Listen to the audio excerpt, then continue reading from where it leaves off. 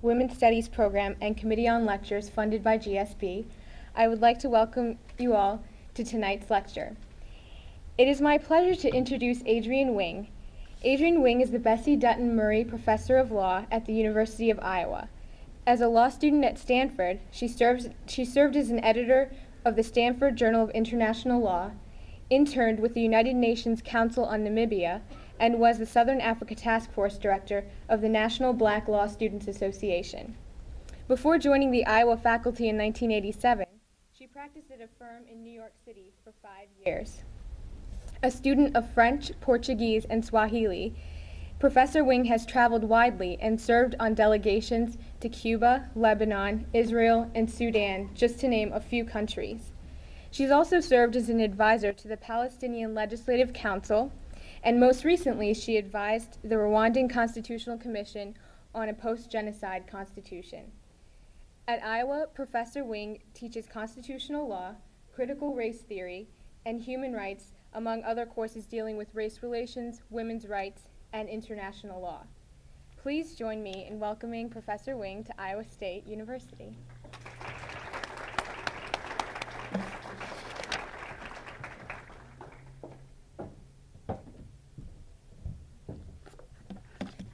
Thank you all very much for inviting me here to Iowa State. Pat Miller and I were trying to figure out when is the last time I was here. It was a few years ago. We think it might have been 5 years ago. Not quite sure, but I know it's been a number of times. And every time I come, I always have a good time because I meet great, young, energetic students. And I like to continue and hear how their careers are going. And so I'm sure enjoy this opportunity to be with you all. After my presentation, if you want to stay in touch with me or get in touch with me, I have business cards, etc., so you can contact me just right down the road at the other school down the road. So please feel free to do that. I'm very happy to participate in the Women's Week series that you're having. It's extraordinary. You had apparently Tracy Chapman yesterday. You're going to have a brilliant documentary filmmaker tomorrow.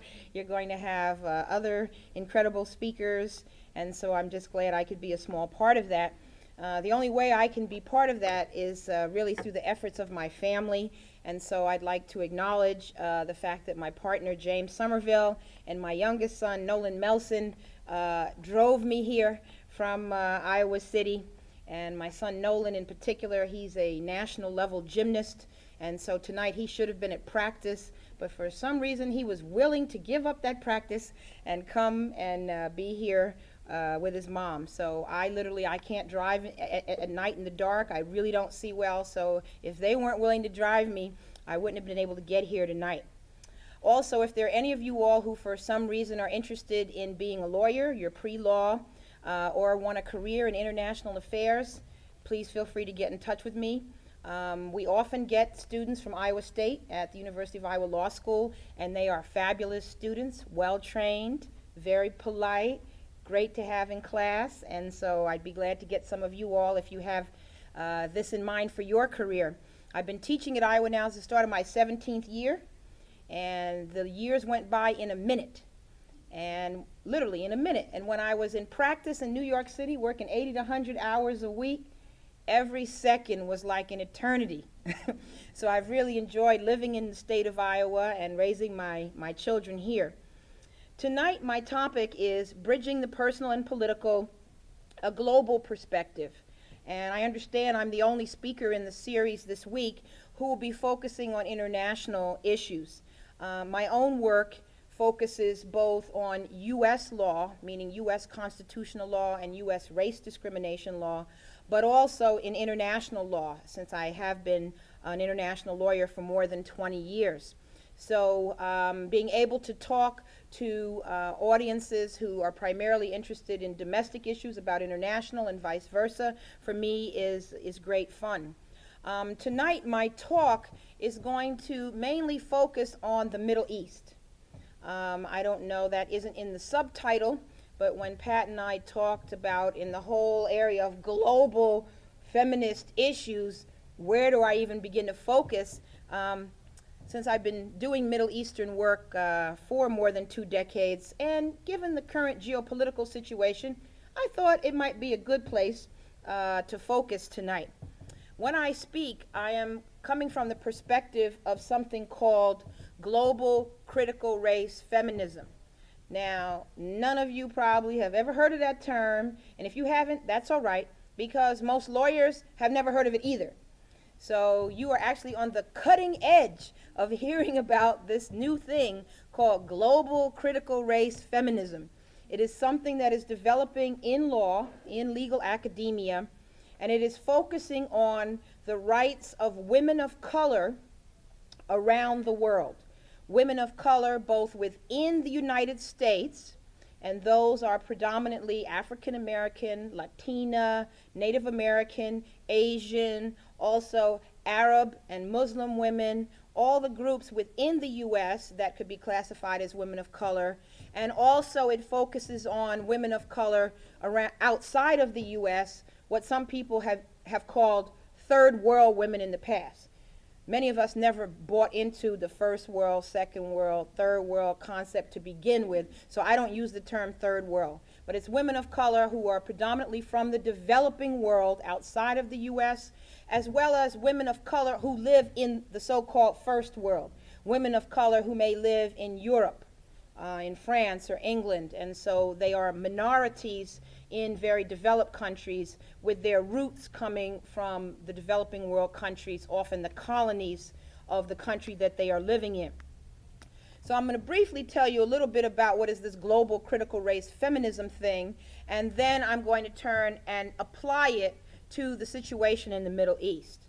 I've written about this in much more depth in a couple of anthologies that I'm the editor of.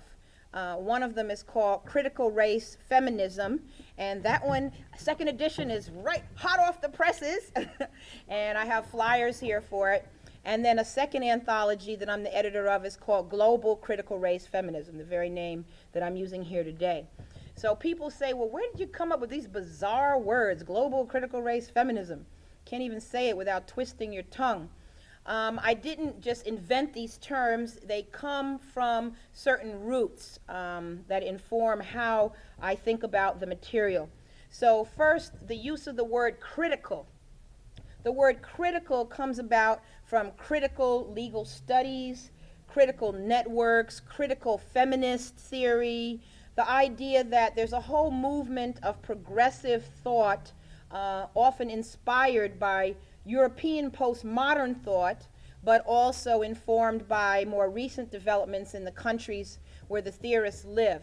So critical theory, some people would say it's kind of left-wing theory. It's more than just being a liberal, okay? It's much more progressive than that, trying to look at things from a perspective that often is not known to many people in your generation in terms of trying to come up with solutions to societal problems. So the critical theory really is coming from critical legal studies in the law. Then the race, the idea of global critical race theory. We have something in law that's called critical race theory. And it started in the 80s by people like Professor Derek Bell, who's at NYU, and others. And critical race theory focuses on race discrimination in the U.S., but once again from a progressive perspective. In other words, yes, the civil rights movement was important in the 60s, but it didn't go far enough. It hasn't achieved what we hoped it would have achieved. And so, therefore, we need to come up with new strategies when we look at race issues in the United States that will hopefully take a majority of the people of color in this country who remain mired in poverty disproportionately in the country, to help take this large group of people out of the bottom and put them into the mainstream of society. So critical race theory goes much further than affirmative action. Affirmative action to us is a Band-Aid.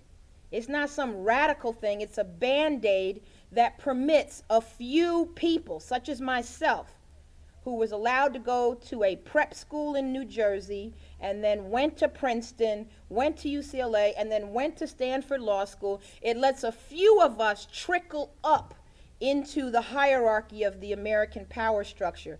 But affirmative action has never intended to lift up the vast majority of masses of poor people of color in the country. So, for instance, that's just an example of how a critical race theorist would look at the recent debates about affirmative action and find them as far too modest in orientation.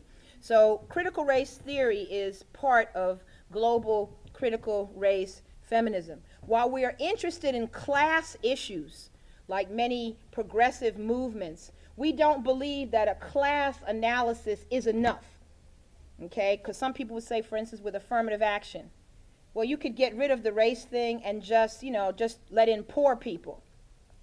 Well, aside from the fact that there's so many more white poor people than people of color, and you could admit many classes full of poor white people, the nature of discrimination in the society like the United States goes beyond class.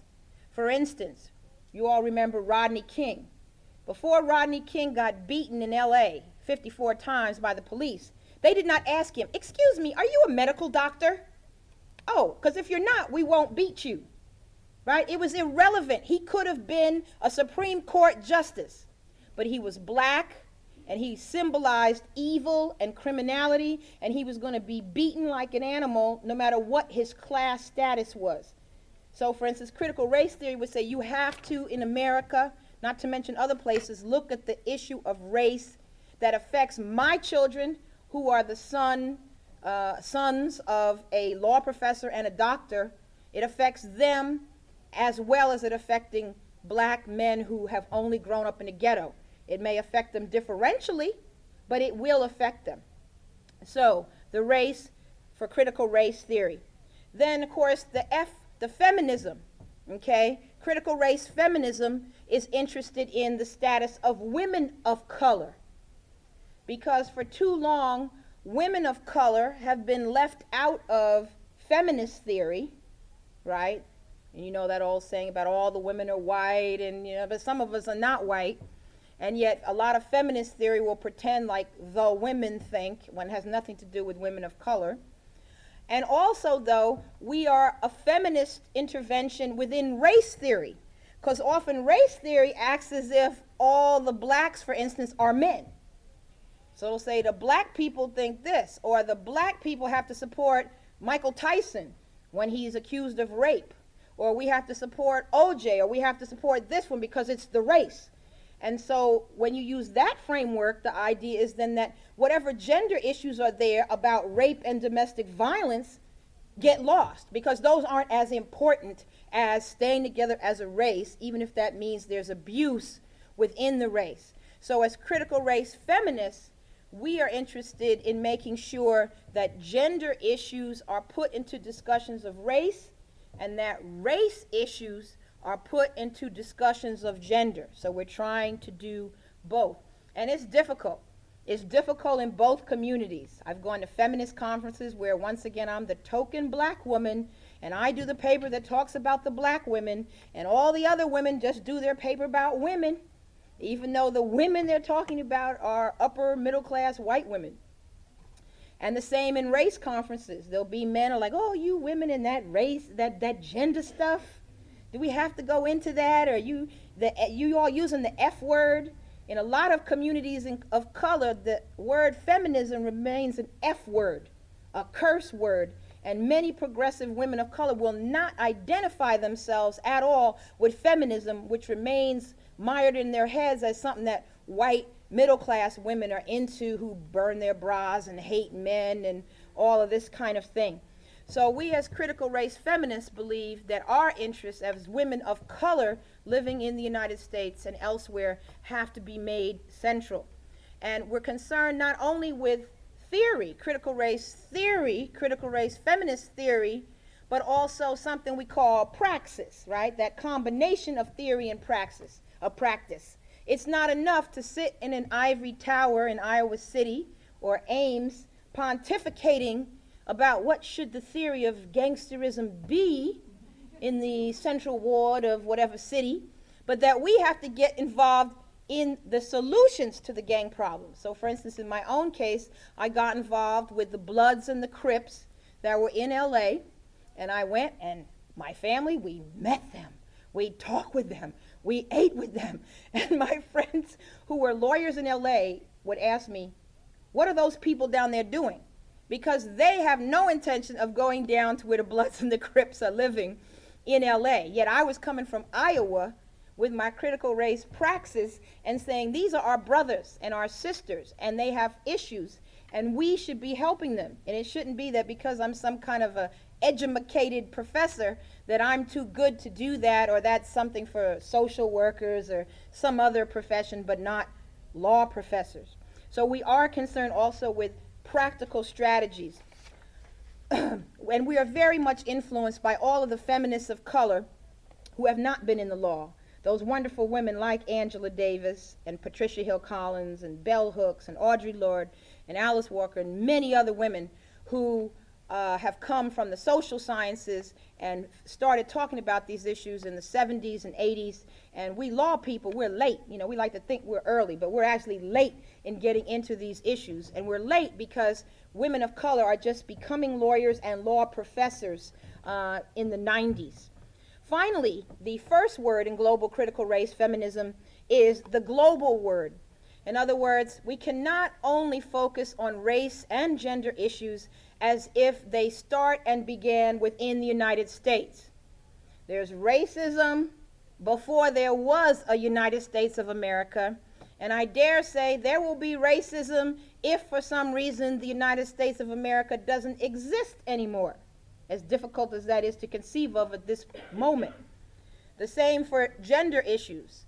These things did not begin and they will not end at our borders. So in order for us to accurately assess what are the proper solutions to some of the issues that are plaguing us in the U.S., issues like joblessness or homelessness or bad health care or environmental degradation, you have to look beyond the U.S. borders and see what is going on in Europe or in South America or in India or in the Middle East, because that is impacting what we're doing here, just as what we're doing here is impacting them over there.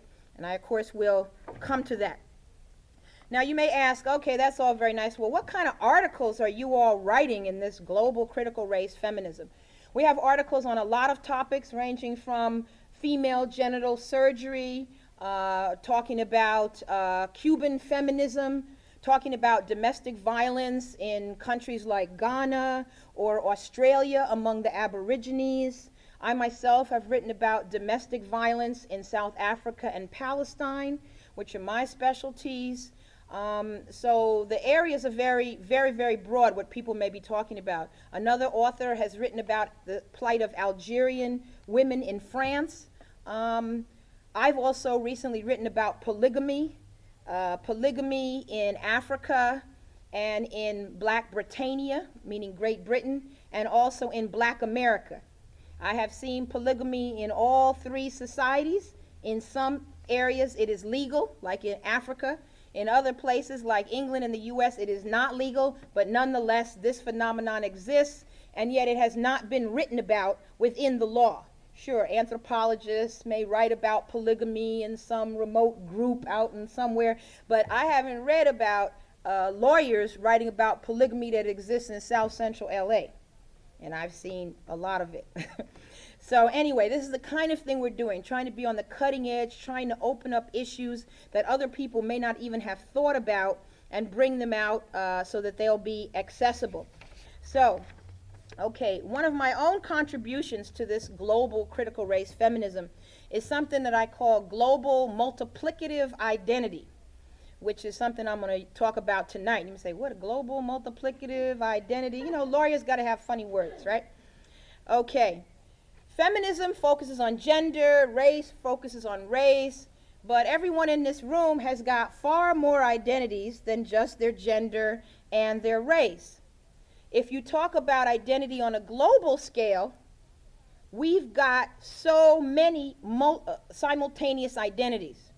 Some of these identities privilege us, and some of them cause us to face discrimination, often simultaneously, okay?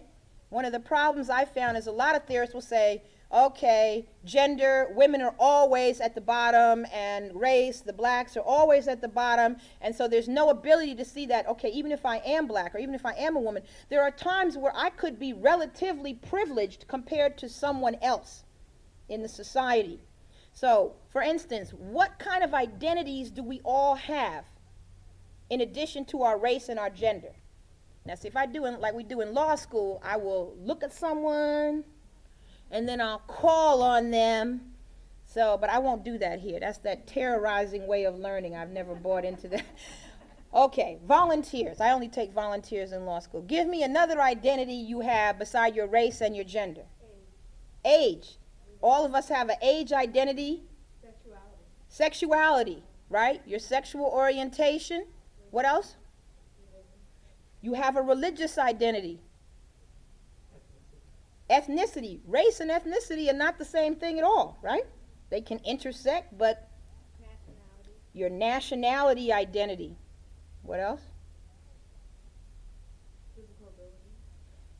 Your physical status, what some might call disability status. I'll call it disability status for now, right?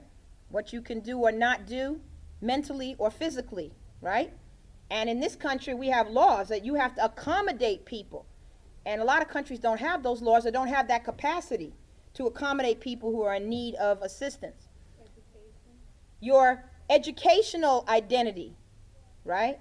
Do you have a PhD, an MD, or no D? Okay, what else? Class, your class status. What else? You're doing pretty good, but you're still missing some. Okay, we kind of got that. We got the class. Marital status. That's a pretty big one. See, that's how bad it's gotten that we don't even think up front. It used to be there was a day when women would come up and say, "I'm Mrs. John Jones." Right? Everyone in here knows a relative. It could be their mother, their grandmother, that her identity is Mrs. John Jones. And it's like, well, what's your name? I'm Mrs. John Jones. Alma, Mary, what? Yeah, Mrs. John Jones. So, I mean, marital status used to be, and for many people is, their defining, or one of their main defining identities. What else? Employed, unemployed. Okay, that's class status, employed, unemployed. But wait, what did you say? Parenthood status, right? We know in the U.S. that marital status and parenthood status are not, right? You can have children and you don't have to be married. And in a lot of countries, you cannot separate those two. You had better be married when you have those children, right? What else? Okay, your criminal record status, right? In this country, you can lose the right to vote if you have a felony conviction in a lot of states. Come on, more? Skin color. I was hoping you would think of that, because race, ethnicity, and skin color, okay? When I'm in the United States of America, my race is black, my ethnicity is African American or black American, and my skin color, who knows what my skin color is called within the black community? It's something called high yellow. Kind of high yellow. Anyway, for those who don't know, within our community, there are different skin tones and they have different names, and there has been privilege attached to your skin coloring. And when you look all over the world, it doesn't matter what ethnicity, the lighter skinned ones have been treated better, right? You can go all over the world and you will see that. So that skin tone within an ethnicity or a race is actually very, very important. Can be to what you can be allowed to become, who you can marry, how you know, what educational opportunities you get, whatever. That links to another one that I'm calling right now stature identity. And I don't know what else to call it, but it's kind of how you look. So in other words, if you are a minority group person and you can fit in, that you have looks that are closer to the majority in power, you will do better in that society, right? So I call it your stature identity. For instance, I have young law students, women. If they look like Ally McBeal, let's say blonde and thin, their grades are irrelevant. I know for a fact all those young women will get a job for the summer. I have never seen it fail because men are doing the hiring and they have an image that a woman lawyer has to have this look. And there are other women who don't meet that same model, who will not be able to be employed in the preferred high-paying jobs because how they look physically, how their coloring is, what their hairstyle is, does not place them in what is considered ideal. So stature identity is actually quite important in your life, in your career. Who is it that runs for president? I mean, assuming you took off all the facelifts and implants and whatever, it seems that people, they have to have a certain kind of look to them within a certain range for us to think, well, is this person presidential or gubernatorial or whatever they're doing in California? You have to look like a movie star. Oh, okay, well, that might win next week, right, in California. So it might, right? He's leading in the polls right now. We'll see. Okay, what about, we missed another identity, your pregnancy status, right? Pregnancy status can, whether you have the child or not have the child, the current pregnancy status is an identity. Language, right? If you don't speak the majority language, or if you're speaking it, but you're speaking it on a colloquial level. For instance, we have something in the Black American community people have called Black English, Ebonics. People who speak just that have a harder time getting jobs, unless it's jobs as a rap artist.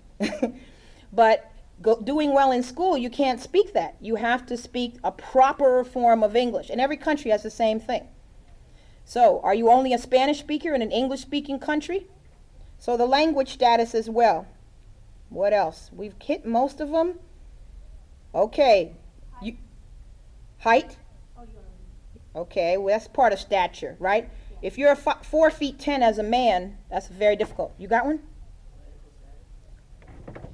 See, I have a plant in the audience. Your political ideology. And I didn't even tell him this, right? Political ideology. All over the world, people are imprisoned and killed, right? Because they have an ideology that is not the majority. Or they have offended the king, the president, the prime minister.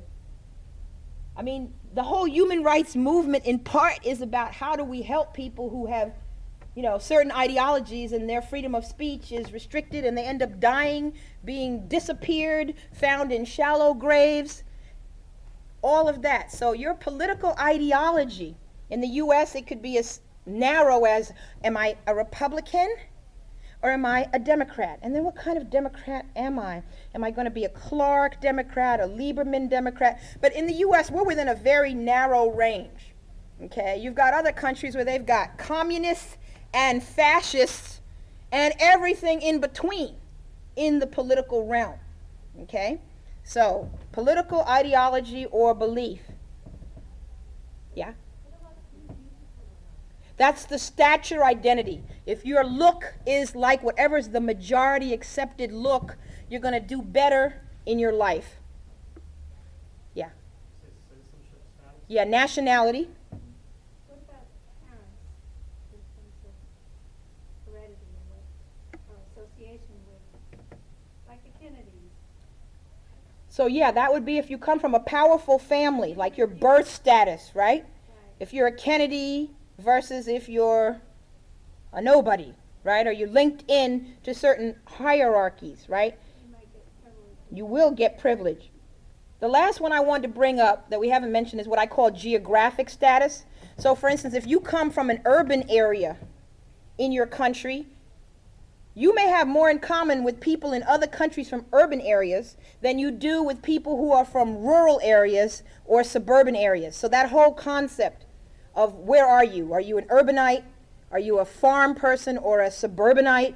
That can play a factor too. Now you say, oh, look at all these things. You couldn't possibly write an article about all these things. You're right. You can't write an article or even 18 books on all of them simultaneously. But what I'm proposing is we have to begin thinking out of the box and look at the intersection of all of these identities. So when we're looking for solutions, whether it's to an economic problem, a social problem, a political problem facing us, we have to think about more than only the race or only the gender.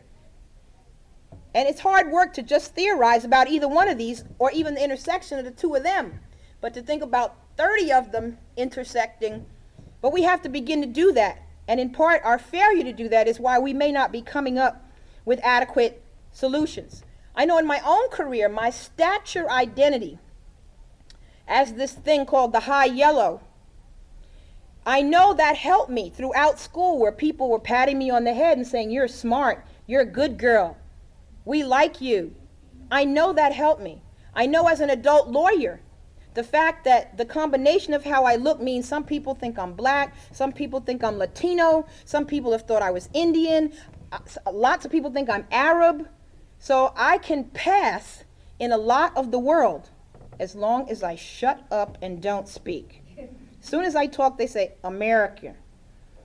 And then even though I lived here 17 years, somehow people think I still sound like I'm from back east. So I can't even get rid of that, right? So because though facially I can blend in and I will put on clothing that's like what the people are wearing, I know it's helped me in my career because people will say, "Oh, well, she looks like my cousin or my aunt or my sister," and it's easier to fit in, easier for people to trust you, easier for people to open their doors and tell you their personal stories than it is if you look so alien to them. So I know that's helped me quite a bit. The problem of collapsing these identities has helped lead to so much problems in our society. So for instance, today, the religious identity of being a Muslim has been collapsed into a political ideology of someone who's a terrorist. So you'll be like, okay, Muslim terrorist. Like you can't even separate the two. The idea that there's over 1 billion Muslims and who knows how many hundred or a few thousand would ever engage in any terrorist act to blow up some civilians. And yet in the United States, these are treated as the same thing. And we can't distinguish between the other rest of the 1 billion plus people. So this is the problem you get when you don't look at these intersections properly. So now turning to our topic of Middle East, you have to ask yourself, based upon your multiple identities that you have, every one of you has, it's not only women that have a gender, or black people that have a race. We all have multiple identities. With respect to your multiple identities, what is it that you are prepared to do? Okay? So in my own case, what is it that I can do with respect to the problems we're having in the Middle East? In other words, the hats that I wear are what can I do as an American citizen, right, coming from the country that is the global superpower in a unipolar world. Okay, so I'm an American citizen. I'm a black American or African American, meaning I'm from a minority group that's been historically oppressed. I am a female. I am middle-aged. I used to do speeches and say young, but it's too late to do the young. So as a middle-aged mother, my mothering identity is central to how I see myself. With a bad back, you say, that's my disability identity. My bad back makes it hard for me to travel and do a lot of things I'd like to do internationally or even in driving the car or doing other things. Law professor by professional status, specializing in international law. I am secular in my orientation. In other words, I was brought up in a Christian denomination, but my religious identity is not central to me every day in the United States. I am a Christian, meaning I was brought up as a Christian as opposed to a Jewish person or a Muslim person. I am a feminist. I am a progressive member of the Democratic Party in terms of my ideology.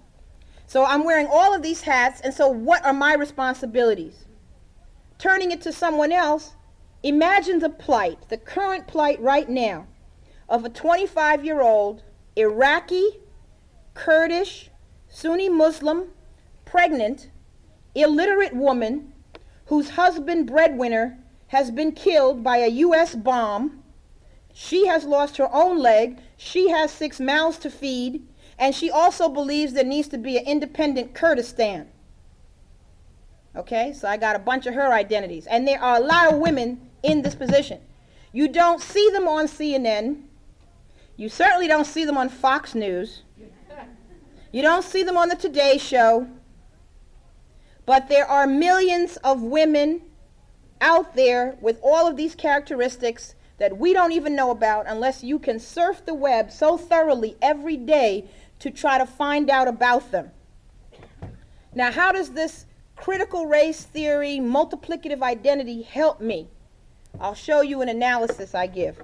Let's look at the current scenario we face today. How much for Iraq next year? 87 billion. Oh, just pocket change, right? 87 billion for Iraq next year. Tax cuts for the rich friends of the president. The biggest deficit in the history of the world. Bankrupt states. The biggest loss of jobs. No health care for 40 million. That's the scenario we are currently facing in the United States of America. In that scenario, a critical race feminist asked, what about our domestic priorities? I am concerned with our international priorities. I am not somebody that says, oh, who cares about international? But what about, if our money is going out for that, what is happening to the money that should be spent in the United States for education, employment, health care, affirmative action, for all those people who were not born with a silver spoon in their mouths, such as the president and his family? What about the disproportionate number of women of color who are stuck in poverty, who are facing prison terms in a disproportionate fashion, and who are facing the highest HIV infection rates in the United States? Where is the money to be spent on them? They would like to have $87 billion. Wouldn't the University of Iowa and Iowa State and you and I love to have 87 billion, even 1 billion or 2? We would take it, right? What about the plight of the black and Latino males in this country who are the majority of the prison population in the United States, which is in itself the highest prison population in the world? And taking these men and putting them in prison has made many of them unable to vote. 13% of them will never be able to vote. Has made them permanently unemployable, has removed them from being able to contribute to their families financially, emotionally, and to be part of their communities. Now, if this number of white men had been removed from their communities, we would be in like a mass stampede that something has to be done. And yet nothing is being done about this prison industrial complex that's removed so many of our black and Latino men. And even though there are more men removed than women, it is black women and Latinas who are facing the highest increase in rate of incarceration, even though the overall number is small. And that's what helps lead to the fact that in our military is the most affirmative action-minded branch of the whole government, right? It's very diverse. You know, when you hear about General Clark talking about I'm for affirmative action, his whole career was in the military. They can't function if they don't have a whole bunch of black and Latinos and Indians who want to be part of the military. And for many of those people, they're in the military because it's the best option available to them compared to these other options. Now, I have nothing against the military. People always say, well, you're just some anti-U.S., anti-patriotic, go back to where? Where do you want me to go back? My people have been here 400 years. Well, wherever they want me to go back. I'm not anti-military. What I am is that people don't have options. And so they feel, well, I can be in jail, I can be dead, or the best case scenario is I can go to the military. Now let's look at the players. We could talk about a lot of these people, but we'll just talk about 2 right now. The president. The president who was against affirmative action, who announced on Martin Luther King's birthday that his administration would come out against the Michigan affirmative action case. A slap in the face, right? And yet, this is a man who has benefited from the biggest source of affirmative action that has existed in the whole country, right? Now, we in public universities aren't so used to this form of affirmative action, but people who attend private universities know about it very well. And what's it called? It's what they call the legacy admit. The legacy admit. Just as a little example, I told you I went to Princeton. Right now I'm on the executive committee of the alumni. So they report to us on the latest admission statistics. They had 16,000 applicants for 1,100 spots. They admitted 10%, 1,600. So that their admissions rate generally was 10%, which is the smallest in the country, the lowest you can be, 10%. However, their alumni child admissions rate is near 40%, which everyone in the room with me just smiled and was so happy because everyone in the room is an alum, which means our little darlings have a much better chance of getting admitted to Princeton. And Princeton abolished loans. So Princeton, if you needed a loan, you get grant. You get a grant. So we're all smiling. And you know what the conversation focused on? We're sorry we can't admit the other 60% of your children. That's what they focused on. Not on, gee, look at all, they said there were 2,000 kids with at least 1-800 on their SAT, right? Where that's the top score. 2,000 of them who they couldn't admit, who had at least 1-800, and hundreds of them with 2 800s that they couldn't admit at all. But we didn't care about that. We just wanted to know, no, Junior didn't get in. So I'm not giving my $1 million donation, not my personal $1 million donation. But one of the gentlemen was upset because Junior didn't get in. So that legacy affirmative action is what got Mr. Bush admitted to the Andover Prep School, got him admitted to Yale. I don't know if it played any role in getting admitted to Harvard Business School. I can't seem to find anybody who knows, did the man really attend the Harvard Business School? We don't know, but certainly for Yale.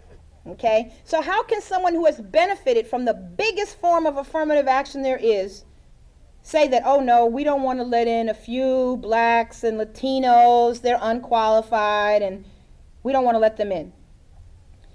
Let's just talk about his glorious war record, right? During Vietnam, he was like most of the educated people.